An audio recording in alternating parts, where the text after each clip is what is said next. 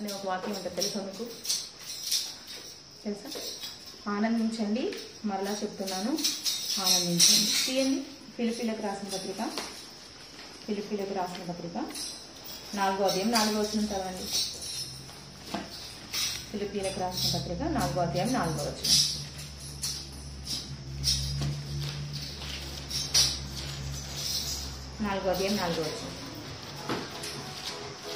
ఎల్లప్పుడూ ప్రభునందు ఆనందించుడి, మరలా చెప్పుదును ఆనందించుడి. మీరు ఒక్కొక్క చదవండి. యావత్తులు కర్తని సంతోషించుడి, సంతోషపడి ఏం చెప్తున్నాడు అపోస్తలుడైన పౌలు గారు? ఆనందించండి, మాట్లాడాలి. ఆనందించండి. మరలా ఏం చెప్తున్నాడు? మరలా కూడా ఆనందించమంటున్నాడా? ఆనందించండి, ఎల్లప్పుడూ ప్రభునందు ఆనందించుడి. మరలా చెప్తున్నాను, ఇంకొకసారి కూడా ఏం చెప్తున్నాడు? మళ్ళీ కూడా ఆనందించండి. ఎవరిలో? నిజం చెప్పండి, ఎవరిలో? అది పౌలు గారు చెప్తున్నమాట. మనం చెప్తామా మాట? మనం చెప్పగలమా? చెప్పండి. ఈనాడు యవ్వనస్తులు దేంట్లో ఆనందిస్తున్నారు? మీరు రాసుకున్నారని అంశం. ఆనందించండి, మరలా చెప్తున్నాను ఆనందించండి. ఫిలిప్పీలకు రాసిన పత్రిక 4వ అధ్యాయం 4వ వచనం. ఓకే, ఏం చెప్తున్నాడు? ఆనందించండి, మరలా చెప్తున్నాను ఆనందించండి అని చెప్తున్నాడు. అంటే దేవుని బిడ్డలుగా మనం ఏం చేయాలి? ఆనందించాలి కదా. ఎవరిలో ఆనందించాలి చెప్పాలి మీరు? దేవుని బిడ్డలుగా ఆనందించమని చెప్తున్నాడా, లేకపోతే దేవుడి సన్నిధికి కూర్చొని సాడిగా కూర్చుని ఏడవండి అని చెప్తున్నాడా? దేవుడి బిడ్డలు ఏం చేస్తారు చెప్పండి? దేవుడి సన్నిధికి వచ్చి ఏడుస్తా ఉంటారు అన్నమాట. ఎందుకు ఏడుస్తారు? అవి పాప అక్కడ పెట్టాము, పక్కన పెట్టేది. ఎందుకు ఏడుస్తారు? వాళ్ళకున్న కష్టాలను బట్టి, వాళ్ళకున్న సమస్యలను బట్టి దేవుడి సన్నిధికి వచ్చి ఏం చేస్తారు?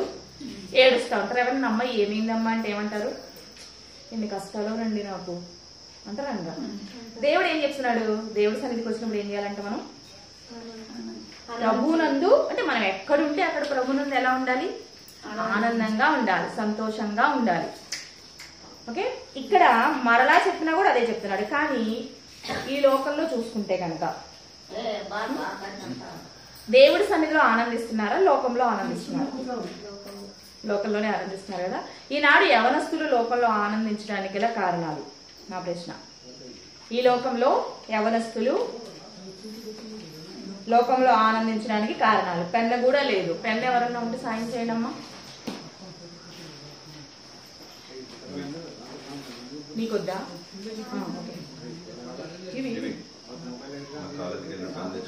లోకంలో యవనస్తులు దేని బట్టి ఆనందిస్తున్నారు?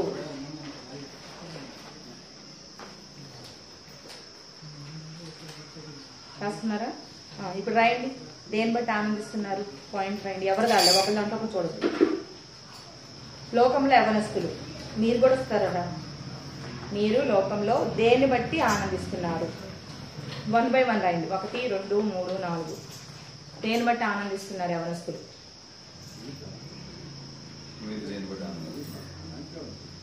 మీరు కూడా, మీరే కదా యవనస్తులు అంటే. ప్రభులో కాదు, లోకంలో యవనస్తులు దేని బట్టి ఆనందిస్తున్నారు? ఏ విషయాన్ని బట్టి ఆనందిస్తున్నారు? రాయాలి. 1 by 1 రాయాలి. వీళ్ళిద్దరికి పెన్ లేదు.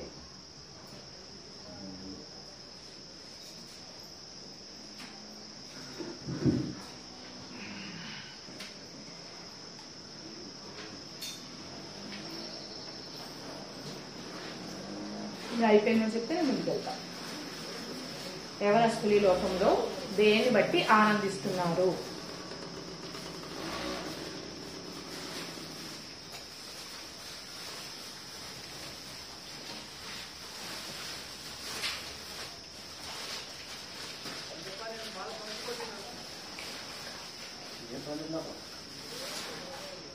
ఎవరి దాలే రాయాలి, ఒక దాంట్లో చూడకూడదు. మీకు తెలిసిందే రాయండి. దేని బట్టి ఆనందిస్తున్నారు?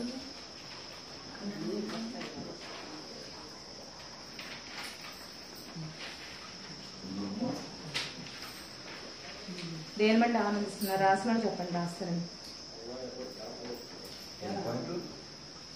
వాళ్ళు ఎన్ని పాయింట్లు రాస్తారు?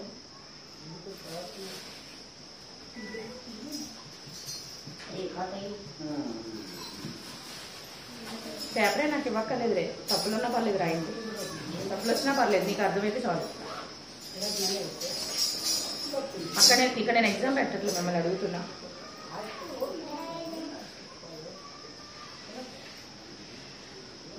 ఈ లోకంలో ఒక యవ్వనస్తుడు పడిపోవడానికి కారణాలు ఏ విషయాల్లో పడిపోతున్నాడు, ఏమేం కోరుకుంటున్నాడు, ఏం ఆశిస్తున్నాడు, దేవుడికి దూరం అయిపోవడానికి గల కారణాలు ఏంటి, లోకంలో పడిపోవడానికి గల కారణాలు ఏంటి, దేవుడితో ఆనందించలేకపోవడానికి కారణాలు ఏంటి?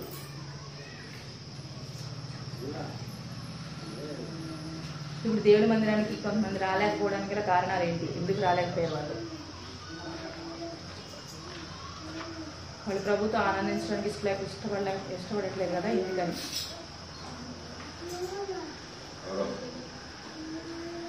అంటే ఈ పేరేంట్రా? రాధా రాసింది కాబట్టి రాధా చెప్తూ చూడండి. చెప్పు రాధా, ఏం రాసావు? మొబైల్ ఫోన్ లో ఆనందిస్తున్నారండి ఈనాడు యవ్వనస్తులు, అవునా కాదా? మెయిన్ పాయింట్, మెయిన్ రీజన్ ఏంటి? Mobile. Okay, very good. Next ఆన్లైన్లో ఎక్కువ స్పెండ్ చేయడం వల్ల వాళ్ళు దేవుడితో ఆనందించలేకపోతున్నారు. ఓకే, ఇంకా షాపింగ్ పిచ్చోళ్ళు కూడా ఉంటారు కదా, షాపింగ్ చేయడం వల్ల. నెక్స్ట్ అందం గురించి. ఓకే, అందాన్ని ప్రేమిస్తున్నారు కాబట్టి వాళ్ళు దేవుళ్ళు ఆనందించలేకపోతున్నారు. Okay, very good. ఇంకా సినిమాలు ఎక్కువగా చూడటం వల్ల వాళ్ళ దాంట్లో ఆనందం ఎదుగుతున్నారు కానీ ప్రభు దగ్గరికి రాలేకపోతున్నారు. ఇంకా డబ్బు సంపాదించే విషయంలో. ఇంకా కోపం. ఫస్ట్ టూరు, పిక్నిక్ ద్వారాగా వాళ్ళు సంతోషంగా ఆనందంగా ఉండాలని ఆశపడుతున్నారు. ఓకే, ఇంకా ప్రేమ. ఈనాడు అనేక మంది యవనస్తుల్ని ఆకర్షించేది, పాపంలో పడేసేది ఏంటి? ప్రేమ. ఇంకా సోషల్ మీడియాలో ఎక్కువ గడపడం వల్ల, అదే ఇంటర్నెట్ అన్నారు కదా. ఇంకా చదువు. ఎవరు చెప్పారు? చదువుకోవడం వల్ల. అంటే చదువుకోవడం తప్పు కాదు, కానీ చదివే ప్రపంచం కాదు కదా. ఓకే, నేను కాబట్టి చదువుతున్నా, చదువు ఉంది కాబట్టి కొంతమందిలో ఏముంటది, చదువుకునే వాళ్ళు ఏముంటది, గర్వం ఉంటది. ఓకే, దానివల్ల. ఇంకా మద్యం తాగడం వల్ల, ఇంకా సిగరెట్లు తాగడం, ఇంకా వ్యభిచారం చేయడం, ఇంకా అమ్మాయిలతో అబ్బాయిలతో చాటింగ్ చేయడం, ఫోన్లో మాట్లాడడం అంటే అదే చాటింగ్ చేయడం, ఫోన్లో గంటలు మాట్లాడడం, ఇంకా బూతు మాటలు, అబద్ధాలు చెప్పడం, ఫ్రెండ్స్తో షికార్లు, ఇంకా పార్టీలు, ఇలా చాలా విషయాలను బట్టి ఏం చేస్తున్నారు ఈనాడు యవనస్తులు? చెడిపోతున్నారు. అంటే ప్రభువులో ఆనందించమని చెప్తున్నారు. అంటే దేవుడి దగ్గరికి వస్తే చాలా మంది ఏమనుకుంటారంటే కష్టాలు ఎక్కువ ఉంటాయి ప్రభుని అంగీకరిస్తే అని చెప్పి సుఖాలు కోరుకుని సంతోషాల కోసం ఏమైపోతున్నారు ఈనాడు యవనస్తులు? లోకంలో ఆనందం కోసమే ఇవన్నీ చేసేది, ఇవన్నీ ఆనందం కోసమేనా? ప్రభు దగ్గరికి వస్తే ఆనందం ఉండదా? పౌలు గారు ఏం చెప్తున్నారు? ఆనందించండి కోరి వెర్రోళ్ళారా, మళ్ళా నేను మీకే చెప్తున్నాను. మళ్ళీ ఎందుకు చెప్తామరా చెప్పండి. ఇప్పుడు ఒకసారి అమ్మ లెగ్గు అంటే ఇంకోసారి నేను ఎందుకు చెప్తాను? అమ్మాయి టక్కన లెగిస్తే చెప్తానా? ఇంకోసారి చెప్పారంటే ఏంటి అర్థం? అమ్మాయిలు ఏముంది? గర్వం ఉండొచ్చు, వెళ్ళలేకపోయిన మనసు ఉండొచ్చు, నాకెందుకులే కదా. ఇంకొకసారి ఎందుకు చెప్తాము? వినలేకపోవడం వల్లే కదా, నీలో ప్రాబ్లం ఉండడం వల్లే కదా. అంటే నువ్వని కాదు తల్లి. అలా ఏంటంటే రెండోసారి ఎందుకు చెప్తున్నాడంటే ఆనందించమని చెప్పినా కానీ మీరెవరు కూడా ఆనందించట్లేదు. ఇది దాటి, ఈ సరెండర్ దాటి బయటికి వెళ్ళి ఏం చేస్తున్నారు? ఆనందం వెతుక్కుంటున్నారు. అక్కడ ఆనందం ఉందనుకుంటున్నారు. కానీ నేను ఇక్కడే ఆనందించమని చెప్తున్నాను, మరలా చెప్తున్నాను మీకు, అదే చెప్తున్నాడు మరలా కూడా. కానీ దేవుడి సన్నిధిలో ఆనందించడానికి ఎవరు ఒప్పుకోట్లా. ఇందాక రాగానే అది నన్ను ఆకర్షించింది. అక్కడ ఒకటి చూడండి, ఇప్పుడేం చూసారు మీరు, రోజు చర్చకొస్తారు కదా, ఏంటది? అక్కడ నరకం పరలోకం ఉందా? అక్కడ ఏముంది చదవండి. ఇరుకు మార్గం విశాల మార్గం. పరలోకం అని ఉంది అక్కడ. ఇరుకు మార్గం ఉంది ఒక చోట, విశాల మార్గం. అంటే ఇక్కడ 2 దారులు మనకు కనిపిస్తున్నాయి, 2 మార్గాలు మనకు కనిపిస్తున్నాయి. ఓకే చెల్లి, నువ్వు చెప్పింది ఒక విధంగా కరెక్టే, కానీ అక్కడ ఉన్నది నేను మాట్లాడుతున్నా. ఇరుకు మార్గం, విశాల మార్గం, 2 మార్గాలు మనకు ఉన్నాయి. చూడండి, ఇరుకు మార్గంలో ఎంతమంది వెళ్తున్నారు చూడండి. ఇరుకు మార్గంలో ఎవరైనా వెళ్తున్నారా? విశాల మార్గంలో చూడండి ఎవరైనా వెళ్తున్నారా? ఎక్కడ వెళ్తున్నారు? ఇరుకు మార్గంలో వెళ్తున్నారు, విశాల మార్గంలోకి వెళ్తున్నారా? ఒకసారి అక్కడ నుంచి చెప్పండి నాకు. అటు వెళ్ళి ఇరుకు మార్గంలో వెళ్తున్నారు. ఇరుకు మార్గంలో వెళ్లే వాళ్ళు ఎక్కువ ఉన్నారా, విశాల మార్గంలో వెళ్లే వాళ్ళు ఎక్కువ ఉన్నారు? చూడండి, విశాల మార్గంలో. ఇప్పుడు అది ఇక్కడ పెట్టారంటే అర్థం ఏంటి? మనం వెళ్ళేది విశాల మార్గంలో వెళ్ళాలి. మనం ఇరుకు మార్గంలో వెళ్ళాలి. మార్గం ఎలా ఉంటుందంట? ఇరుకుగానే ఉంటది వెళ్ళడానికి. కానీ మనం ఏం చేస్తాం? దాంట్లో వెళ్ళడానికి ఇష్టపడం. విశాలంగా ఉన్న దాని గురించి ఎదుర్కొంటాం విశాల మార్గంలో వెళ్ళడానికి. కానీ విశాల మార్గంలోకి వెళ్తే ఎక్కడికి వెళ్తాం? డైరెక్ట్ గా చెప్పండి, నరకానికి వెళ్తాం. ఇరుకు మార్గంలో కష్టమైనా కానీ ఇలా దాటుకుంటూ వెళ్తే మనం ఎక్కడికి వెళ్తాం? పరలోకానికి వెళ్తాం. కానీ ఈనాడు ఆ ఇరుకు మార్గంలో వెళ్ళడానికి ఒప్పుకోవట్లేదు, విశాల మార్గాన్ని ఎదుర్కొంటున్నారు. కరెంట్ లేదు, ఎవరింటారు ఇక్కడ కూర్చుని? అంతే కదా, ఎవరిని ఇష్టపడతారు ఇక్కడ కూర్చుని ఉడుకులో కూర్చుని దేవుడి మాటలు వింటారు? అదే విశాలంగా ఉందనుకోండి, బయట ఏ పబ్లోకో, ఏ సినిమా హాల్కో, లేకపోతే ఇంకా ఎక్కడికక్కడికి వెళ్తే కనుక ఆనందం. అలా మీరు చెయ్యొద్దు, మీరు అలా ఆనందించొద్దు, మీరు దేవుని బట్టి ఆనందించాలి అని చెప్పి ఇక్కడ అపోస్తలుడైన పౌలు గారు చెప్తున్నారు. మొదటి పేతురు పత్రిక 1వ అధ్యాయం తీయండి. మొదటి పేతురు పత్రిక 1వ అధ్యాయం తీయండి. మొదటి పేతురు పత్రిక 1వ అధ్యాయము 14వ వచనం.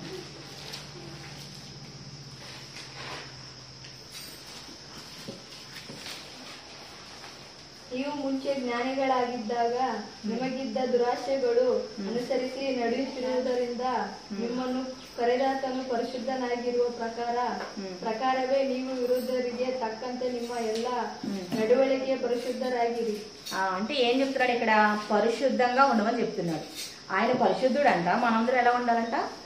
పరిశుద్ధులుగా ఉండాలి. ఎవరైతే ఇరుకు మార్గంలో వెళ్ళాలనుకుంటారో వాళ్ళు ఎలా ఉండాలి? పరిశుద్ధంగా ఉండాలి. మరలా ఎవరైతే ప్రభునందు ఆనందిస్తారో వాళ్ళు ఎలా ఉంటారు? పరిశుద్ధంగా ఉంటారు. అంటే ఆయన పరిశుద్ధుడు కాబట్టి మనందరం కూడా పరిశుద్ధంగా ఉండాలి. పరిశుద్ధంగా ఉండే వాళ్ళు ఎక్కడ ఆనందిస్తారు? దేవుళ్ళో ఆనందిస్తారు, లోకంలో ఆనందిస్తారు. లోకంలో పరిశుద్ధత ఉంది అసలు ఎక్కడైనా? ఎవరైనా పరిశుద్ధులు ఉన్నారు అసలు? ఎవ్వరు పరిశుద్ధులు లేరని బైబిల్ గ్రంథం చెప్తుంది కదా. ఎవరైతే ప్రభుని అంగీకరిస్తారో, ఎవరైతే ప్రభు సన్నిధికి వస్తారో, ఆయన మాటలు వింటారో, దాని ప్రకారంగా జీవిస్తారో వాళ్ళు పరిశుద్ధంగా ఉండడానికి ఇష్టపడతారు. ఇష్టపడ్డ వాళ్ళు మాత్రమే వస్తారు. ఈ సండే ఎంతమంది వస్తారు మందిరానికి? చాలా మంది వస్తారు. కానీ ఈరోజు వచ్చారా? ఎందుకు రాలేదు? సండే కాబట్టి వస్తారు, రావాలి కాబట్టి, రాకపోతే బాగోదు కాబట్టి, పాస్టర్ గారు అడుగుతారు కాబట్టి, దేవుడు కోపగించుకుంటాడు కాబట్టి ఏం చేస్తారు? ఆదివారం ఆరాధనకు వస్తారు. ఉత్తప్పుడు ఎందుకు రారు? దేవుడి మీద భయం భక్తి ఉన్న వాళ్ళు ఎప్పుడైనా రావాలా వద్దా? ఎప్పుడైనా రావాలి. అంటే మనము ప్రభులో ఆనందించాలంటే మొట్టమొదటిగా ఏం కలిగి ఉండాలి? పరిశుద్ధత కలిగి ఉండాలి, పరిశుద్ధమైన జీవితం కలిగి ఉండాలి, పరిశుద్ధమైన ప్రవర్తన కలిగి ఉండాలి. పరిశుద్ధంగా జీవించాలంటే ఏం చేయాలి? సెల్ ఫోన్ చూడాలి, సినిమాకి వెళ్ళాలి. వెళ్ళకూడదా? అస్సలు సినిమాకి వెళ్ళకూడదా? పరిశుద్ధంగా ఉండాలంటే అస్సలు మొబైల్ ఫోన్ యూజ్ చేయకూడదా? యూజ్ చేయొచ్చా? అసలు సినిమాకి వెళ్ళకూడదు. ఎందుకంటే ఇప్పుడు సినిమా చూడడం వల్ల మనకి ఉపయోగం కంటే ఏముంది? నష్టమే ఎక్కువ ఉంది. నష్టం ఎక్కువ ఉన్నప్పుడు అది మనకు అవసరమా? మొబైల్ కూడా అంతే కదా. మొబైల్ ఉపయోగం కంటే నష్టమే ఎక్కువ ఉంది. మొబైల్తో మనకు పని ఇంతే ఉంటుంది మొబైల్తో, అవునా కదండి? కానీ నష్టం ఎంత ఉంది చెప్పండి? చెప్పలేనంత ఉంది. పిల్లలు చెప్పలేనంత ఉంది. ఏంటి? మొబైల్ యూజ్ చేయడం వల్ల మనము. కానీ ఏం చేస్తుందని చెప్పండి? మన ఉపయోగం కోసం ఇంతే ఉపయోగిస్తాము. మనము కావాలని పాడు చేసుకోవడానికి ఏం చేస్తాం? సమయాన్ని ఎక్కువగా ఉపయోగిస్తాం. అది మీకు తెలుసు కదా. కానీ ఎందుకు చేయరు? ఎందుకు దాని నుంచి బయటికి రాలేదు? నష్టం ఉందని తెలుసు కదా. మరి ఫర్ ఎగ్జాంపుల్ ఇప్పుడు మీ ఫ్రెండ్ ఎవరొకరు ఫోన్ చేశారనుకుందాం. కాలేజ్కి వస్తున్నావు అని అడుగుతారు. ఎంతసేపు మాట్లాడాలి? ఫోన్ ఎత్తి హలో హేమ వస్తున్నాను నేను 4 కల్లా వచ్చేస్తాను, అయితే 10 కల్లా కరెక్ట్గా ఉంటాను, సరే ఉంటా అని పెట్టేస్తామా? ఏమి తిన్నావా? ఏం డ్రెస్ వేసుకున్నావు? స్క్రాప్ వేస్తా వద్దులే, ఎందుకు స్క్రాప్ ఎందుకు మళ్ళీ దండగా, నేను మ్యాచింగ్ వేసుకొస్తున్నాను. బ్యాగ్ తీసుకున్నావు, మ్యాచింగ్ బ్యాగ్ తీసుకున్నావా? వేసుకోలేదా? స్పెట్స్ పెట్టుకో, ఎండగా ఉంది. ఉంటుందా లేదా? ఇంకేముంటుంది? ఆ అమ్మాయి ఎవరో అయితే ఆ అబ్బాయి ఎవరో మాటలు వస్తాయి రావా? ఎన్ని మాటలు వస్తాయి? అవన్నీ మనకు అవసరమా?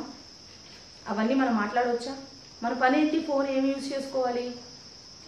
ఓకే, ఒక ఇన్ఫర్మేషన్ చేరవేయడం కోసం ఒక వ్యక్తి కలిసి ఉండలేం కాబట్టి దూరంగా కమ్యూనికేషన్ వాళ్ళ మధ్యలో దూరంగా ఉన్నప్పుడు ఈ ఫోన్ అనే కమ్యూనికేషన్ వాళ్ళిద్దరిని ఏం చేయాలి? దగ్గర చేయాలి. అంటే మాటలు చేరవేయాలి. ఇంతకుముందు ఎప్పుడో చూసుకున్నప్పుడు అప్పుడు ఫోన్ లేనప్పుడు ఏం చేసేవారు? సమాచారం చేరవేయడానికి చెప్పండి, లెటర్ వేసేవారు కదా. లెటర్ ఎందుకు? అదే లెటర్ ఎన్ని రోజులకి వెళ్ళేది? చాలా వారం రోజులు 10 రోజులకు కూడా వెళ్ళేది. కానీ ఆ సమాచారం కోసం వాళ్ళు ఏం చేసేవారు? ఎదురు చూస్తూ ఉండేవారు. కానీ ఇప్పుడు ఫోన్ వెంటనే ఇక్కడ ఒక్క రింగ్ ఇవ్వగానే వెంటనే కమ్యూనికేషన్ ఏమైపోతుంది? మొత్తం ఇక్కడ ఒకరితో ఆగట్లా, మొత్తం అంతా స్ప్రెడ్ అయిపోతుంది. మంచిది అది? పోనీ మంచిది కాదు. చూడండి, ఇప్పుడు మీరు ఇక్కడ కనుక ఏదో ఒక ప్రోగ్రామ్ ఉందంటే కనుక మీ ఫ్రెండ్స్ అందరూ వచ్చేవారు. ఈరోజు మీటింగ్ ఉందని చెప్తే వచ్చారా? చూసారా? చెడుకి లోకం ఏమైపోతుందంటే ఎడిట్ అయిపోతుంది, మంచిదానికి ఏమైపోతుంది? దూరం అయిపోతుంది. పౌలు గారు చెప్తున్న మాట ఏంటంటే, నువ్వు పరిశుద్ధంగా ఉంటే నువ్వు ప్రభులో ఆనందిస్తావు. మరలా చెప్తున్నాను, నువ్వు పరిశుద్ధంగా ఉన్నావు కాబట్టి నువ్వేం చేస్తున్నావు? ప్రభులో ఆనందిస్తున్నావు అని. యోసేపు తెలుసా మీకు? యోసేపు తెలుసా? ఎవరైనా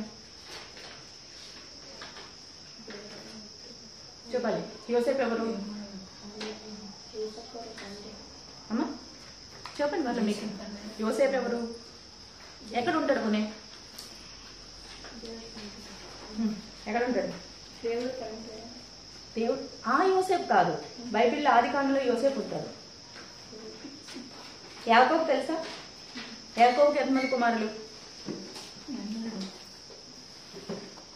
యాకోబుకి ఎంతమంది కుమారులు?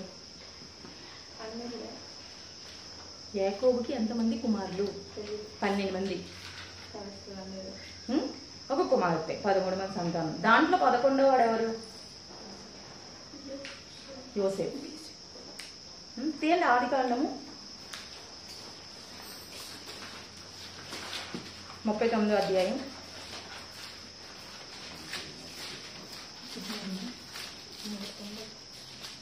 39వ వచనం, 39వ అధ్యాయం మొదటి వచనం చదవండి. ఆదికాండము 39వ అధ్యాయము మొదటి వచనం. ಯೋಸೇಫನು ತೆಗೆದುಕೊಂಡ ಹೋದ ಇಸ್ರಾಯೇಲರ ಐಗುಪ್ತ ದೇಶಕ್ಕೆ ಸೇರಿದಾಗ ಒಬ್ಬ ಐಗುಪ್ತನು ಅವರಿಂದ ಕರೆಯ ತೆಗೆದುಕೊಂಡು, ಇವರು ಯಾಕಿದಕ್ಕೆ ಫರೋಹನ ವಿರುದ್ಧವಾಗಿ ಮೈಗಲಿತಿದ್ದಿ, ದಾಳಿ ಮಾಡುತ್ತಿದ್ದಿ ಆಗಿದ್ದ ಪೋಟಿಫರನು ಯೆಹೋವನು ಯೋಸೇಫಿಗೆ ಸಂಗಡ ಇದ್ದವರಿಂದ ಅವನ ಏಳಿಗೆಯಾಗಿ ಐಗುಪ್ತನಾದ తన దోణియ మನೆయొಳಗೆ సేవకనాద. ఓకే సరిపోదు. ఇక్కడ యోసేపు ఐగుప్తునకు తీసుకొని వచ్చినప్పుడు ఫరో యొక్క ఉద్యోగస్తుడును రాజు సంరక్షణ సేనాధిపతినైన పోతిఫరుడు ఒక ఐగుప్తీయుడు అక్కడికి అతన్ని తీసుకుని వచ్చి ఇస్మాయేలీల యొద్ద అతన్ని కొనేను. ఈ యోసేపు యాకోబు యొక్క కుమారుడు. అయితే యోసేపుకి ఎంతమంది అన్నలు ఉన్నారు? ఇప్పుడు 11వ అంటే అన్నలు ఎంతమంది ఉంటారు? 12 మంది సంతానం కదా. 11వ వాడు యోసేపు. అన్నలు ఎంతమంది ఉన్నారు ఇప్పుడు? 10 మంది. ఒక తమ్ముడు ఉంటాడు. యోసేపు తర్వాత ఇంకొక తమ్ముడు ఉంటాడు. ఈ 10 మంది ఏం చేశారంటే యోసేపుని వాళ్ళ నాన్న ఎక్కువగా ప్రేమించేవాడు. ప్రేమించి తనకి మంచి వస్త్రాలు ఇచ్చి చక్కగా ప్రేమిస్తే, చిన్నోడు కదా మరి యోసేపు, అందరు పెద్దవాళ్ళు, వాళ్ళందరూ ఏం పెట్టుకున్నారంటే యోసేపు మీద అసూయ పెట్టుకున్నారు, కోపం పెంచుకున్నారు. తండ్రి ఎక్కువ ప్రేమిస్తున్నాడు. అంతేకాకుండా యోసేపు చిన్ననాటి నుంచి ఏం చేస్తున్నారంటే తల్లిదండ్రుల మాట చక్కగా వింటున్నారు. తల్లిదండ్రుల మాట విని దేవుడితో సహవాసం చేస్తున్నారు. ఎక్కువగా ప్రేయర్ చేసుకోవడం, ఎక్కువగా దేవుడిలో ఉండడం, దేవుని స్తుతించడం చేస్తున్నారు. వీళ్ళు పెద్దోళ్ళు అవుతారు కదా అన్నయ్యలు, వీళ్ళు ఏం చేస్తున్నారంటే దేవుని పట్టించుకోవట్లా. అయితే యోసేపు ఎక్కువ ప్రేయర్ చేసుకోవడం వల్ల యోసేపుకి కళలు కూడా వస్తున్నాయి. దేవుడు అప్పటికి చిన్న వయసులోనే సుమారుగా 14 సంవత్సరాలు 13 సంవత్సరాల వయసులోనే యోసేపు మంచిగా కళలు కనేవాడు. కళలు వచ్చాయి. అయితే ఒక రోజు ఏమైందంటే ఈ యోసేపు మీద చాలా కోపం పెట్టేసుకున్నారు అన్నలు. ఏం చేశారంటే ఒక రోజు ఎప్పుడు వీళ్ళు చంపేద్దామని అవకాశం కోసం చూస్తున్నారు. ఒకరోజు వాళ్ళు గొర్రెలు కాచుకుంటాం అంటే వాళ్ళకి ఫుడ్ పట్టుకెళ్ళాడు యోసేపు అన్నయ్యకి చేలోకి. ఫుడ్ పట్టుకెళ్ళి ఇచ్చేస్తుంటే వాళ్ళ అన్నలు అనుకున్నారు కదా, ఈరోజు మనకి ఒంటరిగా దొరికాడు, ఈ రోజు ఏమైనా చేసేయాలి, లేకపోతే వీడి ఇంట్లో ఉండడం వల్ల నాన్న మనల్ని పట్టించుకోవట్లేదు, మనం సరిగా ప్రేమించట్లేదు, కాబట్టి వీడిని ఏం చేద్దాం, ఈరోజు ఏదో ఒకటి చేసేద్దాం వీడిని అని చెప్పేసి వాళ్ళు తన తమ్ముడి మీద చెడు ఆలోచన కలిగి చెడ్డ మనసు కలిగి తమ్ముడు చంపేయాలని ప్లాన్ వేస్తారు. ప్లాన్ వేసి ముందు ఏం చేస్తారంటే ఒక నేల లేని బావిలో తోసేస్తారు. తోసేసి ఏం చేస్తారంటే నాన్నకి చచ్చిపోయాడని చెప్దాం, ఏదో చెప్పేద్దాం అని చెప్పి తోసేస్తారు. మళ్ళీ ఈ లోపల అటువైపుగా ఇస్మాయిల్, ఇప్పుడు చదువుకున్నాం కదా, ఇస్మాయిల్ ఏం చేస్తారంటే అక్కడ కొంతమంది వలస వెళ్లే వాళ్ళు ఉంటారు, పని చేసుకుని వస్తారు కదా, వాళ్ళు వెళ్తుంటే దూరం నుంచి వారు వేరే ప్రాంతం వాళ్ళని తెలుసుకుని ఈతలకు అమ్మేసాం అనుకో, వీళ్ళు ఏం చేస్తారు, వాళ్ళ దేశం తీసుకెళ్ళిపోతారు కదా. ఈ దేశం వాళ్ళు కాదు, ఏ దేశం నుంచి వచ్చారు, ఐగుప్తు దేశం, మిద్యానీయులు అన్నమాట, వాళ్ళు వేరే వాళ్ళ దేశం వెళ్ళిపోతారని చెప్పేసి వాళ్ళకి ఏం చేస్తారు, మళ్ళీ ఆ గోతులో నుంచి చూసి వాళ్ళకి అమ్మేస్తారు, 25 వెండి నాణాలకి అమ్మేస్తారు. అమ్మేసి ఒక పొట్టేలు చంపేసి ఆ రక్తాన్ని తన బట్టలకు అంటించి తమ్ముడు పొట్టేలు చంపేసిందని చెప్పి నాన్నకి అబద్ధం చెప్తారు. నాన్నేమనుకుంటాడు, యోసేపు చచ్చిపోయాడు, ఇంకా నా కొడుకు లేడని చెప్పి నాన్న ఏడుస్తూ ఉంటాడు. అసలు నాన్నకి ఇష్టం కదా యోసేపు అంటే, ఏడుస్తాడు అనమాట. ఈ యోసేపుని మిద్యానీయులు కొనేసుకుంటారు కదా, అక్కడి నుంచి ఐగుప్తీయులు కొనుక్కుంటారు. అక్కడి నుంచి ఎక్కడికి వచ్చాడు, పోతీఫర్ ఇంటికి వచ్చాడు అనమాట.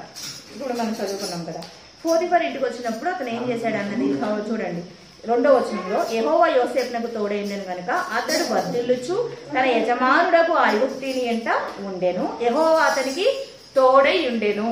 అన్నయ్యలు తమ్ముడిని అమ్మి వేసిన, వేరొక దేశం వచ్చేసిన, ఎక్కడున్నాడు, ఆ ఊర్లో లేడు, ఆ దేశంలో లేడు, భారతదేశంలో లేడు, ఎక్కడున్నాడు, ఐగుప్తీ దేశానికి వచ్చేసాడు. అంటే అమెరికా అనుకున్నాం, మన ఆంధ్రాలో ఉన్నాం కదా, అమెరికా పంపేశారు అనుకోండి, ఏం ఉంటాడో చెప్పాల్సిన వాడికి అలవాటు ఉందా అసలు?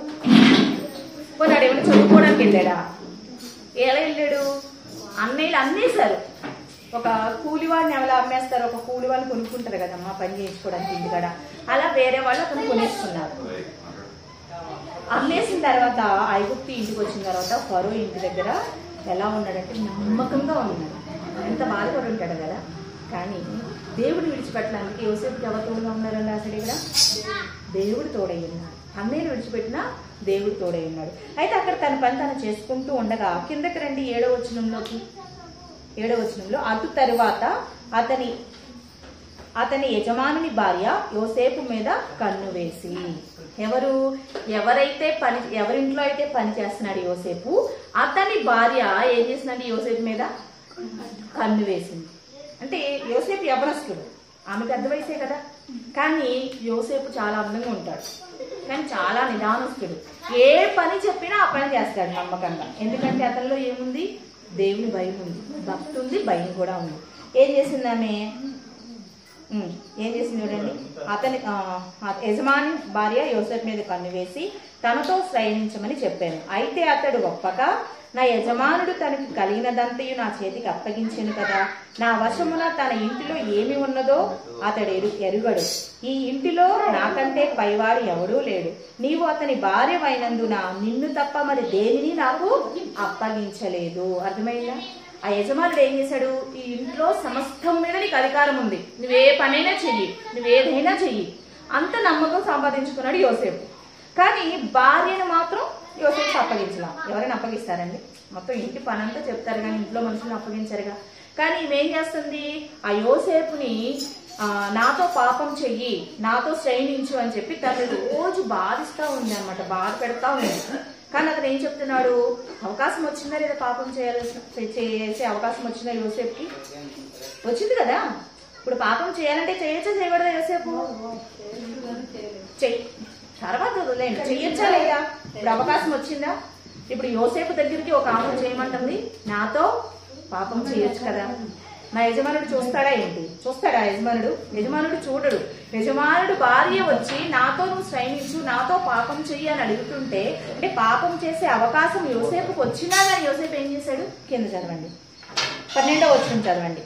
అప్పుడు ఆమె అతని వస్త్రము పట్టుకుని తనతో శ్రేణించమని చెప్పగా అతడు తన వస్త్రమును ఆమె చేతిలో విడిచిపెట్టి తప్పించుకుని బయటికి పారిపోయెను. ఆ వస్త్రాన్ని విడిచేసి ఆమె ఏం చేసింది, చాలా బలవంతం చేసింది. తన వస్త్రాలు పట్టుకుని లాగింది రమ్మని. కానీ అతను ఏం చేశాడు?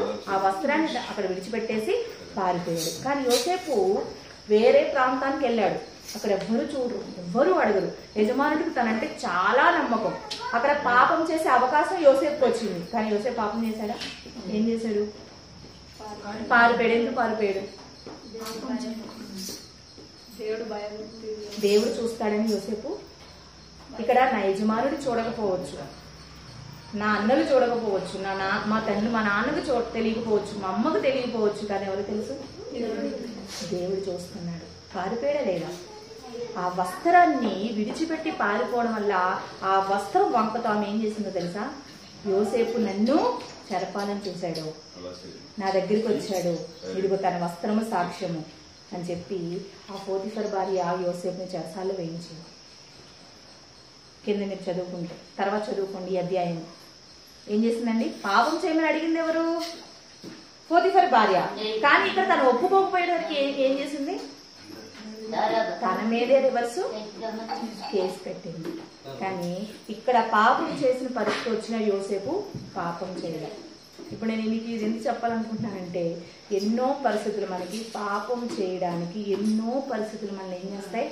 ప్రేరేపిస్తాయి, కల్పిస్తాయి. ఎవరి ద్వారా? స్నేహితుల ద్వారా, ఇంకా మన నైబర్స్ ద్వారా, ఇంకా మన అక్కలు ఉంటారు కదా ఇక్కడ మన చర్చిలో, అక్కలు అన్నయ్యలు, వాళ్ళ ద్వారా కూడా ఉంటుంది. మన అక్కలు అన్నయ్యలు, అవునా కదా? అక్కలు అన్నయ్యల ద్వారా, ఇంకా ఆంటీలు అంకుల్స్ ద్వారా, ఉన్నా లేదా? ఎన్నో విధాలుగా పాపం అంటే చాలా రకాల పాపాలు ఉన్నాయి లేదా? మొబైలే పాపం. నువ్వు ఇప్పుడు పాపం చేయడం అంటే ఒక వ్యక్తి దగ్గరికి వెళ్ళే పాపం చేయక్కర్లా. నీ హృదయంలో ఆ వ్యక్తిని చూసి నువ్వేమనుకుంటావు? ఈ వ్యక్తి చాలా అందంగా ఉన్నాడు, ఆమె చాలా అందంగా ఉంది అని నీ హృదయంలో అనుకుంటావు కదా. అప్పుడు నువ్వేం చేసినట్టు? ఆ వ్యక్తితో ఆటోమేటిక్గా నువ్వు పాపంలో ఏం చేసినట్టు? పాలు పంచుకున్నట్టే. దానికి ఫలితం ఏంటి? శాపం. పాపానికి జీతం ఏంటి? హృదయంలో అనుకుంటేనే నువ్వు పాపం చేసినట్టు, మరి ఆ వ్యక్తితో నువ్వు కలిసినా, ఆ పాపంలో నువ్వు పాలు పంపులు పొందినా ఎంత శాపం వస్తుంది మనకి? వస్తుందా రాదా? ప్రభు ఏం చెప్తున్నాడు? నాతో కలిసి మీరు ఆనందించండి. మరి ఈ పాపం నుంచి తప్పించుకోవాలంటే ఎలా చెప్పండి? ఎంతో మంది మనం ప్రేరేపిస్తారు కదా, ఎంతో మంది మనం పురుగులుపుతారు కదా, ఎన్నో రకాలుగా మనకి ఏమొస్తాయి? పాపం చేసే పరిస్థితులు ఏర్పడతాయి. అదంతా ఎందుకు? మీరు ఎక్కడికి వెళ్ళరమ్మా, ఎవరితోనూ మాట్లాడరు, మీకు మంచి ఫ్రెండ్స్ ఉన్నారు, మీరు గుడ్ స్టూడెంట్స్, మంచి చదువుతారు. మమ్మీ డాడీ ఈరోజు లేరు, మమ్మీ డాడీ ఊరు వెళ్ళారు, నా బిడ్డ మంచిగా చదువుకుంటారు, రేపు ఎగ్జామ్స్ ఉన్నాయి, వచ్చే నెల 1వ తారీఖు నుంచి అని మిమ్మల్ని ఇంటి దగ్గర విడిచిపెట్టేసి వెళ్ళారు. అయ్యో పిల్ల తిందో లేదో, లేకపోతే నేను ఎప్పుడు వస్తానో ఏంటో తెలుసుకోవడం కోసం మరి ఇన్ఫర్మేషన్ కావాలి కాబట్టి మమ్మీ డాడీ ఏం చేస్తారు? నీకు మొబైల్ ఇచ్చి, అమ్మ చిట్టల్లి చక్కగా చదువుకోమ్మ, నేను డాడీ సాయంత్రం వచ్చేస్తాను, మొబైల్ ఇచ్చి వెళ్ళిపోతారు. నువ్వేం చేస్తావు? 1 గంట బాగానే చదువుతావు, 2 గంటలు బాగానే చదువుతావు. తర్వాత ఏమవుతుంది? నీకు బోర్ కొడుతుంది. అబ్బా అంత మాట చదివి నాకు సరిగా వచ్చేస్తుంది, కొంతసేపు ఏం కావాలి? రిలాక్స్ కావాలి. మొబైల్ కాదు, కొంతసేపు ఏం కావాలి? రిలాక్స్ అవ్వాలి. కొంతమంది ఏం చేస్తారు? పక్కన ఎవరైనా ఫ్రెండ్స్ ఉంటే వాళ్ళ ఇంటికి వెళ్తారు, లేకపోతే ఫోన్ చేసి ఇంటికి రప్పించుకుంటారు. ఇంకా గుడ్ స్టూడెంట్స్ అయితే ఏం చేస్తారు చెప్పండి? మొబైల్ ఫోన్ ఓపెన్ చేసి మొబైల్ చూస్తారు. ఒక్క 10 నిమిషాలు రిలీఫ్ అవుదామని చెప్పి ఓపెన్ చేస్తారమ్మా. ఏమవుతుంది 10 నిమిషాలల్లా? 2 గంటలు అవుతుందంట. అబ్బా వెరీ గుడ్. పావు గంట తర్వాత ఇంకా పావు గంట దగ్గర నుంచి చేస్తారంట. 10 నిమిషాలు, పావు గంట, అరగంట, తర్వాత గంట, 2 గంటలు సరిపోతుందా? ఏదో చిన్న స్లిప్పింగ్ ఏదో చూస్తాం, చిన్నది ఏదో వేస్తారు కదా, యాడో లేకపోతే ఏదో ఒకటి. ఇది చూడగానే ఏమనిపిస్తుంది?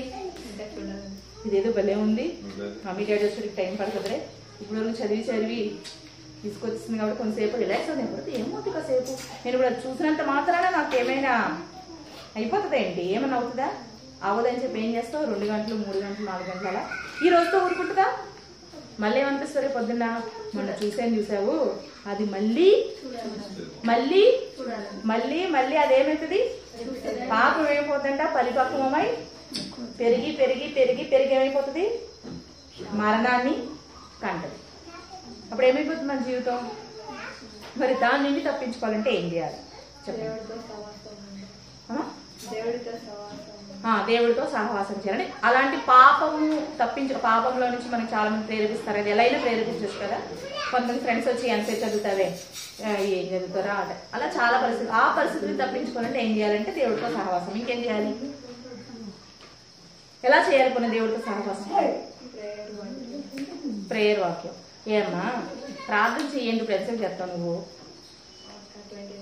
20 minutes చేస్తావు. ఇంకా నాకు ఇంకా కావాలి ప్రార్థన అంటే ఇంకెంతసేపు చేస్తావు? అర్థమంట. ఇంకా అంతమించి చేస్తావా? చేయమన్నా కానీ ఏమంటావు? అమ్మా అమ్మా అమ్మా అమ్మా అమ్మ అంటావు. ఇంకా అంతమించి నీకు ప్రార్థన రాదు, అవునా కదా? సరే, ఒక అరగంట వేసుకుందాం. ఇంకా వాక్యం చదవండి. ఎంత చదువుతావు?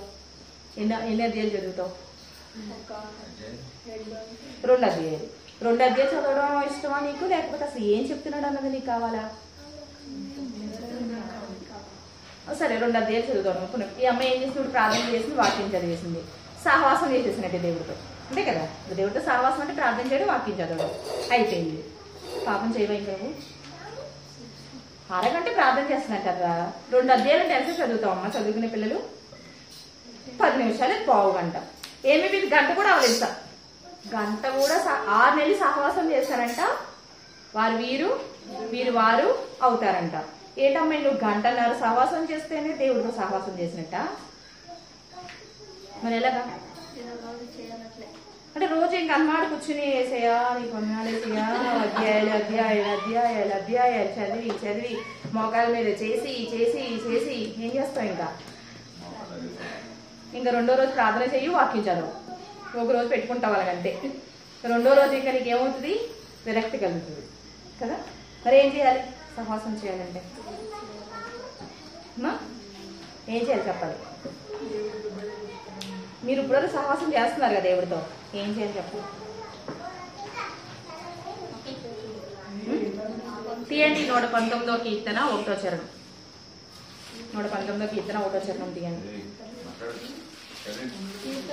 119వ కీర్తన 1వ చరణం.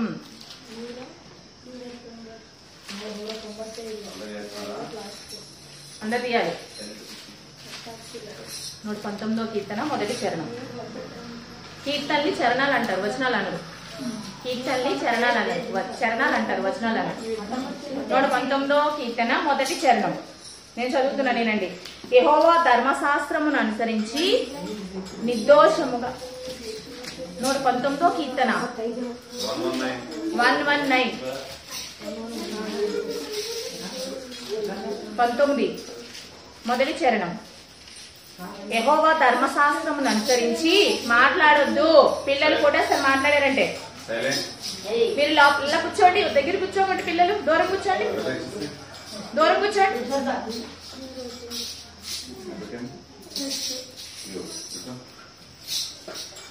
తీసారా? యెహోవా ధర్మశాస్త్రమును అనుసరించి నిర్దోషముగా నడుచుకొని వారు ధన్యులు. ఏం చేయాలి? యెహోవా ధర్మశాస్త్రాన్ని ఏం చేయాలి? చదవాలా? మీరు ఇందాకేమన్నారు? చదవాలన్నారు. ఎన్ని అధ్యాయాలు చదవాలి? చదవాలంటే ఎన్నైనా చదవచ్చు అమ్మాయి. చదవచ్చా? కదా, ఎన్నైనా చదవచ్చు. కానీ ఇక్కడ ఏమన్నాడు? చదవమన్నాడా? ఏమన్నాడు? అంటే అనుసరించడం అంటే నడవాలి. నువ్వు ఏదైతే చదివావో దాన్ని బట్టి ఏం చేయాలి? నడవాలి. చదవడం ముఖ్యం కాదు. ఇప్పుడు మీరు కూడా చదివేస్తారు, MBBS చదవడం ముఖ్యం కాదు. చదివిన తర్వాత ఏం చేయాలి? ప్రాక్టీస్ చేయాలా? ప్రాక్టీస్ చేస్తాను కదా డాక్టర్. ఎవరో 2 ముగ్గురు చంపేస్తే అప్పుడు డాక్టర్ అవుతారు. చంపకుండా డాక్టర్ అవుతారేంటి? మరి ఎవ్వరు అంటే ప్రాక్టీస్ ఖచ్చితంగా చెయ్యాలి. నువ్వు చదవడం ముఖ్యం కాదు. చదవడం ఎవరైనా చదివేస్తారు, రాయడం కూడా రాసేస్తారు. రామ్ కూడా రాసినట్టు ఇప్పుడు నేను చెప్పిందంతా రాసేస్తారు.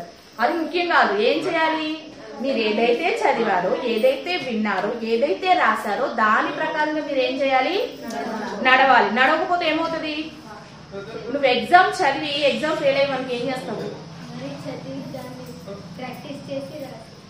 అదేరా, నువ్వు ఎగ్జామ్ స్కూల్లో చదువుతున్నావు, ఎగ్జామ్ రాసావు, ఫెయిల్ అయిపోయావు. సంవత్సరం అంతా చదివేసావు, మంచిగా వెళ్ళి 10 రోజులు ఎగ్జామ్ రాసేసావు, ఫెయిల్ అయిపోయావు. ఏం చేస్తావు? నెక్స్ట్ మళ్ళీ సప్లిమెంటరీ రాసుకుంటాను. ఏమైంది అనవా? లేకపోతే నెక్స్ట్ ఇయర్ రాసుకుంటాను. ఏమైంది? ఏమైతే చచ్చిపోతావా? పెళ్లి చేసుకుంటా. మరి ఏం చేస్తావు? ఏం చేస్తారు అప్పుడు? కాదు, ఏమనుకుంటారు అప్పుడు? ఇంత కష్టపడి నేను చదువుకుంటే, ఇంత కష్టపడి ఎగ్జామ్ రాస్తే అసలు ఎందుకు మార్కులు తగ్గినాయి? ఎక్కడ తగ్గినాయి? ఆలోచిస్తావా ఆలోచించవా? ఒక బాధ వస్తుంది, ప్లస్ ఒక రకమైన కోపం కూడా వస్తుంది. నాకు ఎందుకు మార్కులు తగ్గినాయి, ఎలాగైనా కానీ నేను దాన్ని తగ్గించుకోవాలి, ఎలాగైనా దాన్ని నేను ఎందుకు మిస్టేక్ ఎందుకు జరిగిందన్నది ఆలోచిస్తావా ఆలోచించవా? ప్రయత్నం చేస్తావా ప్రయత్నం చేయవా? మరి బైబిల్ దగ్గర కూర్చుంటే ఎందుకు చేయవు? చదువుకుంటే వెళ్ళిపోతాము. నువ్వు ఇప్పుడు చదివింది విన్నావు కదా, రాసుకున్నావు కదా, ఈరోజు నేను విన్నాను కదా, మరి ఇలాగే నడవాలి కదా, విన్నప్పుడు రాసుకున్నప్పుడు అలాగే నడవాలి కదా, మరి ఎందుకు నడవట్లేదు? అంటే మందిరంలో ఉన్నంత వరకేనా? మందిరం అయిపోయిన తర్వాత మళ్ళీ వచ్చేటప్పుడు అబ్బా నా ఎందుకు భక్తి పర్వాలే లేదు, పాస్టర్ గారు రెఫరెన్స్ చెప్పకముందే ఏం చేస్తాం? మరి అదా, మరి అంతే కదా. మీరు ఇందాక ఏం చెప్పారు నోట్స్ తెచ్చుకోమంటే? ఇప్పుడు నేను మీ మిస్టేక్ చెప్తున్నానంటే మిమ్మల్ని నేను బ్లేమ్ చేస్తానంట, మరి ఏం చేస్తున్నట్టు? మీకు నేను మిమ్మల్ని ప్రేమిస్తున్నాను కదా, ప్రేమిస్తున్నాను కాబట్టి ఏం చెప్తున్నాను? మిమ్మల్ని హెచ్చరిస్తున్నాడు. మీరు ఆ తప్పు చేయొద్దు, ఈరోజు తప్పు చేశారు కదా, ఆ తప్పు మీరు చేయకుండా చెప్తున్నానా? లేకపోతే ఇప్పుడు మీరు అలా తీసుకున్నారనుకో, ఈవిడ ఎక్కడి నుంచో వచ్చి ఏం చేస్తుంది, మమ్మల్ని బ్లేమ్ చేస్తుందా, మేము బుక్ తెచ్చుకోలేదు అంటదా, నోట్స్ తెచ్చుకోలేదు అంటదా, పెన్ తెచ్చుకోలేదు అంటదా, రేపు పొద్దున ఇవి ఉంటుంది ఏంటి, మనం రాసుకుంటే మాత్రం చూస్తుంది. నేను చూడను, ఎవరు చెప్తారు? దేవుడు మీకు మాట చెప్పాడు కదా, మీకు ఒకటి నేర్పించాలనుకున్నాడు కదా, అది మీరు చేయలేదనుకో ఎవరు బాధపడతారు? ఖచ్చితంగా బాధపడతారా లేదా? మీ అమ్మ మీ నాన్న కష్టపడి మిమ్మల్ని సంపాదించి చదివిస్తున్నప్పుడు మీరు ఫెయిల్ అయిపోయినా, మీరు మాట వినకపోయినా బాధపడతారా బాధపడరా? ఏడుస్తారా ఏడవరా? మరి దేవుడు ఏడవరా? దేవుడు బాధపడ్డా? దేవుడు మనం పుట్టినప్పుడు జగత్ పునాది వేయబడక ముందే దేవుడు ఏం చేశాడు, మనల్ని ఏర్పాటు చేసుకున్నాడు. జగత్ పునాది వేయబడక ముందే ఫలానా ఊర్లో, ఫలానా భార్య భర్తలకి, ఫలానా ఇంటిలో, అయితే ఫలానా హాస్పిటల్లో, ఫలానా రాధా అని అమ్మాయి పుట్టాలి అని దేవుడు పుట్టిన తర్వాత ఆ రాధ ఎలా ఉండాలి? దేవుడు ఒక ఆలోచన కలిగాడు. ఇప్పుడు జగత్ పునాది వేయబడక ముందే, నువ్వు నీ తల్లి గర్భంలో పడకముందే రాధ ఎలా ఉండాలో దేవుడు ఏం చేశాడంట? ఒక ఆలోచన చేశాడంట. రాధ పుట్టేసింది, రాధ పెరిగింది, రాధ అని పేరు కూడా పెట్టేశారు. పెట్టేసిన తర్వాత రాధ ఏం చేస్తుంది? దేవుడు ఎదురు చూస్తున్నాడు. ఎలాగా? రాధ పెద్దదవుతుంది కాబట్టి నేను ఇది అనుకున్నాను, రాధ గురించి ఇది అనుకున్నాను కదా, అది రాధ చేస్తుంది అని దేవుడు ఏం చేస్తున్నాడు? ఎదురు చూస్తూ ఉంటే రాధ ఏం చేస్తుంది? ఓ ఇలా వస్తుంది రాధ అనుకునేసరికి దేవుడు ఏమనుకుంటుంది? రాధ ఏమవుతుంది? ఇలా వెళ్ళిపోతుంది. సరే ఇలా వెళ్తుంది కదా అని దేవుడు ఏం చేస్తున్నాడు? ఇలా వస్తున్నాడు, ఇప్పుడు రాధని కాపాడదామని. ఈ లోపల రాధ ఏమనుకుంటుంది? ఇలా వెళ్ళిపోతుంది. మళ్ళీ దేవుడు ఏమనుకుంటున్నాడు? అయ్యో రాధ పొరపడినట్టుగా ఉన్నాం, నేను వస్తున్నానని మళ్ళీ ఇలా వస్తున్నారు. ఏం కర్రబాబు అని చెప్పి మళ్ళీ రాధ ఏం చేసింది? న్యూటాన్ చేసిన ఏం చేస్తుంది? అక్కడ కూడా ఏమనుకున్నాడు దేవుడు? అయ్యో రాధా అలా కాదు రాధా, నువ్వు కంగారు పడిపోతే పడిపోతావు, జారిపోతావు, అప్పుడు నువ్వు నేను అనుకున్నట్టు నువ్వు ఉండలేవు అని చెప్పి మళ్ళీ ఇటు వచ్చి ఏం చేస్తున్నాడు దేవుడు? 31 దేవుడు తాను చేసినది యావత్తును చూసినప్పుడు అది చాలా మంచిదిగా ఉండేను. ఆ సమయమున అస్తమయమున ఉదయం కలుగగా 6వ దినమాయను. ఎప్పుడు ఏ రోజు చేశాడు మనిషిని? 6వ రోజు. చేసిన తర్వాత ఏమనుకున్నాడు? అంతా కూడా మంచిగా ఉంది, నేను ఏదైతే అనుకున్నా అంతా కూడా మంచిగా. అంటే దేవుడు చేసినప్పుడు ఎలా చేశాడు? మంచిగా చేశాడు కదా. ఇప్పుడు 6వ అధ్యాయంలోకి వచ్చిన తర్వాత ఏమైంది? దేవుడు చేసిన ప్రతి ఒక్కడు కూడా ఎలా ఉన్నాడు? దేవుడి సన్నిధిలో చెడిపోయి ఉన్నాడు, బలత్కారంతో నింపబడ్డాడు. అంటే దేవుడు ఒక ఆలోచనతో చేస్తే ఆ మనిషి ఏమైపోయాడు? ఆలోచనలు ఏమైపోయాయి? చెడిపోయింది. మనం అనుకున్నట్టు రాదు ఎలా తప్పిపోయింది? అలాగా దేవుడికి ఆలోచనలో వాళ్ళు లేకుండా ఏమైపోయారు? తప్పిపోయారు. అప్పుడు దేవుడు ఎదుగుతా ఉన్నాడు, మొత్తం అందరూ అలాగే ఉన్నారని ఎదుగుతుంటే ఒక వ్యక్తి కనిపించాడు. ఎవరు అతను? ఎవరు కనిపించారు? నోవాహు కనిపించాడు. ఎలా కనిపించాడు నోవాహు? అక్కడ ఉంటే చూడండి.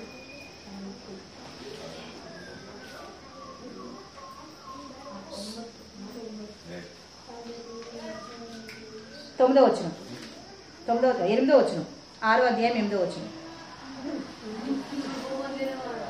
అయితే నోవాహు యెహోవా దృష్టి యందు కృప పొందినవాడయ్యాడు.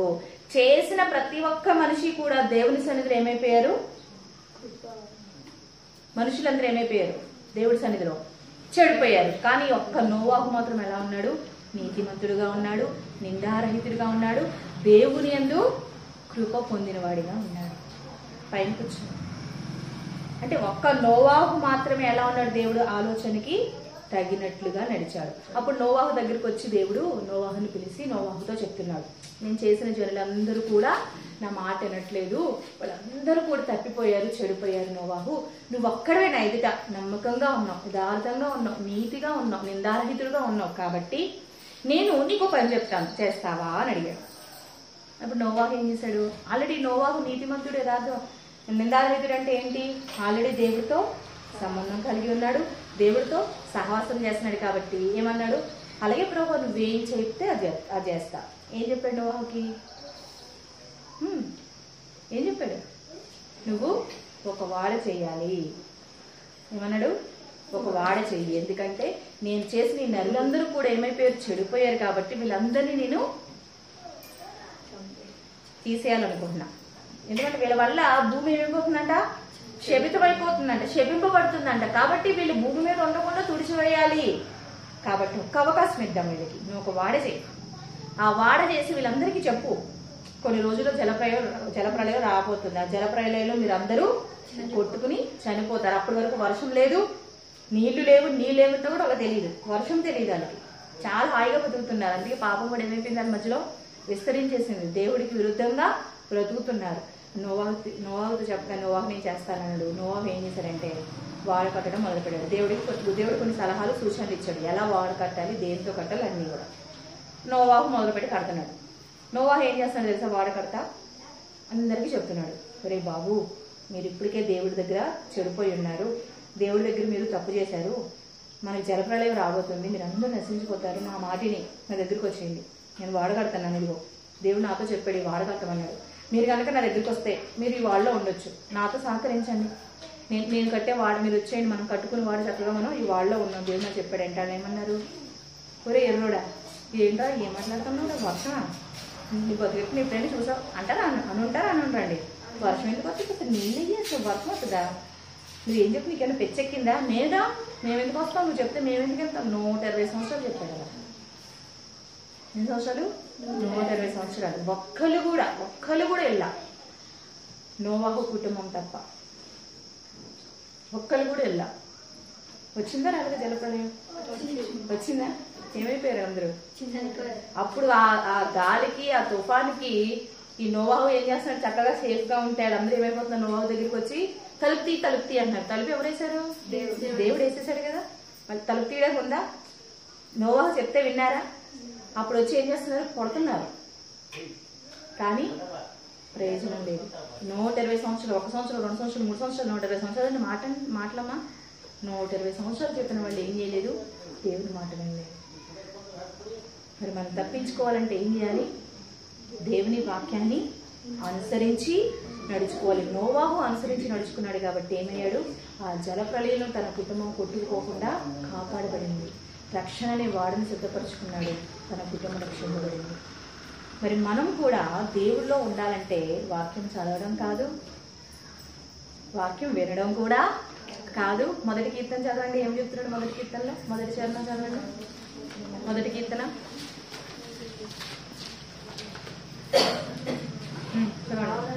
ಆಲೋಚನೆಯಂತೆ ನಡೆಯದೆ ಪಾಪಾತ್ಮರ ಮಾರ್ಗದಲ್ಲಿ ನಿಂತುಕೊಳ್ಳದೆ ಧರ್ಮದಿಂದ ಕೊರಡನಿಗೆ ಕೂತುಕೊಳ್ಳದೆ ಯೆಹೋವನ ಧರ್ಮಶಾಸ್ತ್ರದಲ್ಲಿ ಆನಂದ ಪಡುವವನಾಗಿ ಅದನ್ನೇ ಹಗಲಿರುಳು ಧ್ಯಾನಿಸುತ್ತಿರುವವನು ಎಷ್ಟೋ ಧನ್ಯನು. ఏం చేయాలి?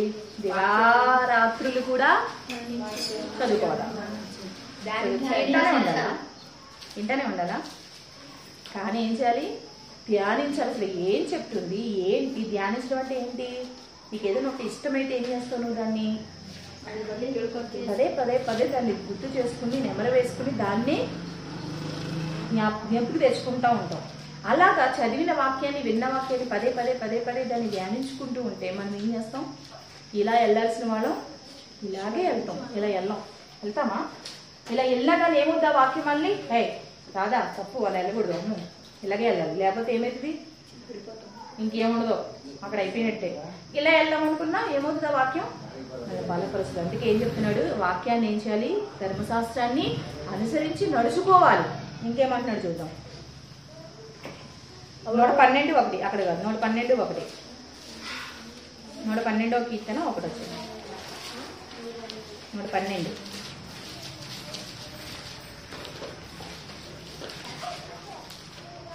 ಯೆಹೋವನಿಗೆ ಸ್ತೋತ್ರ. ಯಾವನು ಯೆಹೋವನಲ್ಲಿ ಭಯಭಕ್ತಿ ಉಳ್ಳವನಾಗಿ ಆತನ ಆಜ್ಞೆಯಲ್ಲಿ. చాలు ఏమంటున్నాడు ఇక్కడ, యెహోవాను స్తుతించండి, యెహోవా యందు భయభక్తులు గలవాడు. ఏం చేయాలి, మొదటగా ఆయన మాటలు విని దాని ప్రకారంగా నడుచుకోవాలి, అనుసరించి నడుచుకోవాలి, దేవుని స్తుతించాలి. ఇంకేం చేయాలి, భయభక్తులు కలిగి ఉండాలి. పరిశుద్ధమైన జీవితం కావాలంటే మొదటిగా ఏం చేయాలి, అనుసరించి నడుచుకోవాలి. ఇంకోటి భయభక్తులు కలిగి ఉండాలి. ఎవరి మీద, దేవుడి మీద. చాలా మందికి భయం ఉంటుందండి, భయపడతారు దేవుడికి. కొంతమంది ఏం చేస్తారు, చాలా భక్తి ఉంటుంది, అబ్బా మామూలు భక్తి కాదు, మోకాళ్ళు వేసారంటే తీయరు, వాక్యం బైబిల్ పట్టుకున్నారంటే ఇక చదవడం. అది ఏమనుకుంటారు, ఎవరో చూసిన ఏమనుకుంటారు, ఈ పాప ఎంత భక్తిపరాలో, ఎంత చదువుతుందో బైబిల్ అనుకోరా.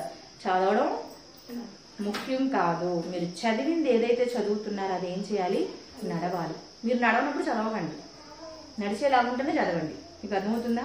చదవడం ముఖ్యం కాదు. అందుకే మీరు చదవడం ముఖ్యం కాదు, మీకేం కావాలి, రిజల్ట్ కావాలి, పాస్ అవ్వడం కావాలి. మీరు ఎలా చదువుతున్నారని మేము అడుగుతారా పేరెంట్స్?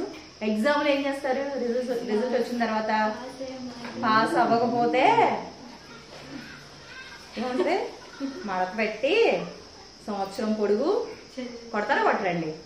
నేను ఇంక ఎరగదీసి ఏదో చదివేస్తున్నావు అని అనుకుంటే నువ్వు చేసింది ఇదా, అప్పుడు వస్తాయి అన్ని బయటికి.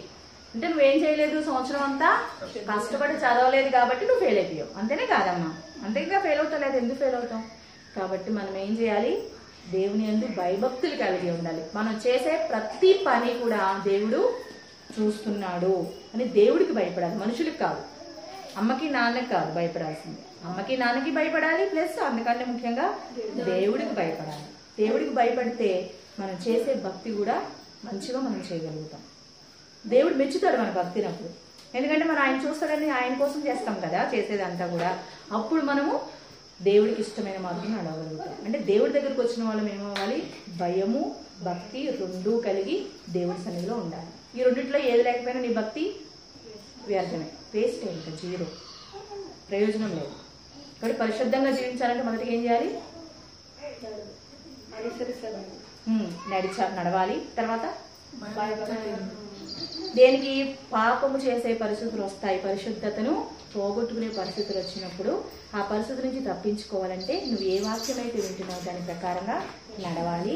నడిచినప్పుడు నువ్వు దేవుడి నిన్ను చూస్తున్నాడు, నువ్వు నడిచే ప్రతి నడక, నువ్వు చేసే ప్రతి పని దేవుడు చూస్తున్నాడు నువ్వు నమ్మినప్పుడు నువ్వేం చేస్తావు, ఆ పాపం నుండి దూరంగా వెళ్తావు, పరిశుద్ధమైన జీవితాన్ని జీవించగలుగుతావు. ఓకే, ఇప్పుడు ఇంకో విషయం చెప్తా. చాలామంది చాలా ఇష్టంగా తింటారు ఫుడ్. తింటారా? ఫుడ్ ఇష్టంగా ఎవరైనా ఉంటారా? ఎవరు ఉంటారు కదా. ఇప్పుడు ఫుడ్ తీసుకొచ్చి ఇక్కడ పెట్టామనుకోండి, ఇక్కడ పెట్టి నువ్వు ఫుడ్ తింటావా లేకపోతే ఉపవాసం ప్రార్థన చేస్తావంటే ఏం చేస్తారు? మీకు ఇష్టమైన ఎన్ని ఫుడ్ ఐటమ్స్ అన్ని ఇక్కడ పెట్టి ఉపవాస ప్రార్థన ఉందండి, ఈరోజు ఉపవాసం ఉండి ప్రార్థన చేయాలి అని అంటే ఎంతమంది చేస్తారు? చేయొద్దండి, హార్ట్ఫుల్గా మీకు ఇష్టమైన ఫుడ్ ఇక్కడ పెట్టి, మీకు ఏది ఇష్టమైతే అది పెట్టి ఉపవాసం ఉండి ప్రార్థన చేయాలి అని చెప్పాను అనుకోండి, ఎంతమంది ఉపవాసం ప్రార్థన చేస్తారు? చేయొద్దండి. ఫుడ్ మానేసి తినకుండా, నిజంగా నువ్వు పాస్టర్ గారి అమ్మాయి అమ్మ అందుకని నేను చేస్తాను అంటున్నావు కదా, మనం ఎవరు చేయం కదా, నిజం చెప్పు. మరి ఇప్పుడే కదా అబద్ధాలు చెప్పకూడదు అనుకున్నాం కదా, ఫుడ్డే తింటాం కదా. అక్కడ మనం ఏం చేస్తున్నాం, ఫుడ్ తింటున్నాం అంటే ఎవరికి ప్రాధాన్యత ఇస్తున్నట్టు చెప్పండి. ఇప్పుడు ఉపవాస ప్రార్థన ఉందని పక్కన ఫుడ్ పక్కన పెడితే ఫుడ్ మనం ప్రాధాన్యత ఇచ్చాము అంటే ఎవరికి దేనికి ఇచ్చినట్టు మనం ప్రాధాన్యత? ఫుడ్కి ఇచ్చినట్టే కదా, దేవుడికి ఇవ్వలేదు కదా. మరి దేవుడికి ఇస్తే ఏం చేస్తాం? ఆఫ్టర్ ఆల్ ఫుడ్ ఏంటండి, ఇవాళ రేపు తింటాను నేను, రేపు తిన్నా, రేపు లేదా, రోజు తినడానికి సాయంత్రం లేదా, కానీ మనం ఏం చేస్తాం? ఫుడ్కి ప్రిఫరెన్స్ ఇస్తాం, దేవుడికి ఇవ్వం. అంటే